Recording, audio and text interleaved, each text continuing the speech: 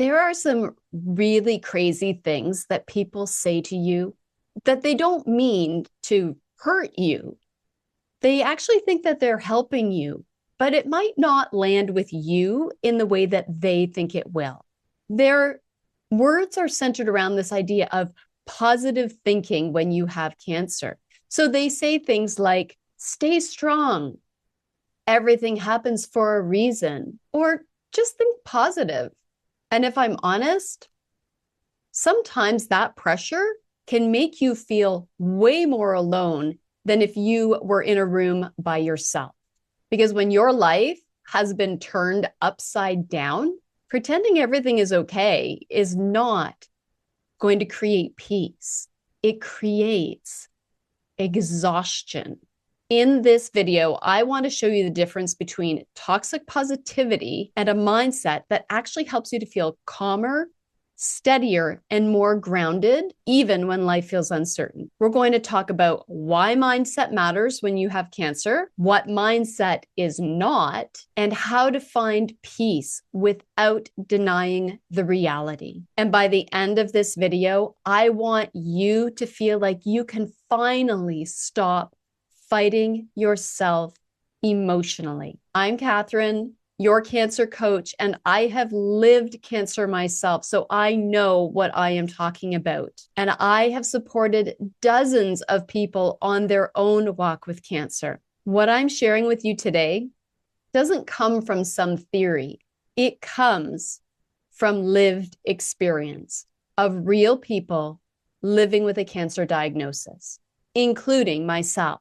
One of the hardest parts of cancer is that your mind becomes this like battlefield of lobbing thoughts and emotions and feelings around, and you're trying to navigate and avoid and manage all of them. You're trying to process fear, appointments, schedules, scan results, changes in your body, the uncertainty of the future, while also trying to just function like a normal human being. And then on top of it all, people start to tell you to just stay positive. But here's the problem with that. Positivity and peace are not the same thing. Peace is not pretending that you're not scared. Peace is not denying grief. Peace is not forcing gratitude every second of the day. Real peace comes from learning how to hold difficult emotions without letting them completely consume you. That is the shift. Because the truth is, you can feel afraid and you can still have hope. You can grieve and still want to live fully. You can acknowledge that cancer is hard without emotionally collapsing inside it. That is what mindset work actually is. People mistakenly think that mindset work means convincing yourself that everything is fine. It doesn't. In fact, the healthiest mindset shifts actually start with honesty. Honesty sounds like, this is really hard. I'm scared. I don't know what's going to happen. I'm exhausted. I am grieving who I used to be. That honesty matters because suppressed emotions don't disappear. They build pressure. And eventually, that pressure shows up as anxiety, overwhelm, anger, numbness, and even emotional shutdown. I know this because I did it too. As a cancer survivor myself, I spent periods of time trying to be the strong one, be strong for everyone else, hold it together for everyone else, and try not to be a burden on other people. But internally, I was drowning. The shift happened when I stopped trying to perform strength and started practicing emotional honesty instead. What I know is that your mindset shapes your experience and how you move through cancer. Your thoughts affect your nervous system. And this This piece is important, and I want you to hear this. Mindset is not about blaming yourself, but your mindset absolutely affects how you experience your walk with cancer emotionally, mentally, and physically. Because the thoughts that you repeat every day, they shape your nervous system. If your inner dialogue sounds like, I can't handle this, everything is ruined, I'm broken, nothing good is possible anymore, your body stays in a constant state of emotional threat. It is on high alert, watching for the danger that the words create in yourself. But mindset work, it helps to create something entirely different. Not fake positivity, safety, grounding, the ability to say, this is hard, and I can still support myself through it. I don't know what's ahead, but I can handle it today. I am more than this diagnosis. That shift creates space inside of your body again. And when you create emotional space, you suffer less.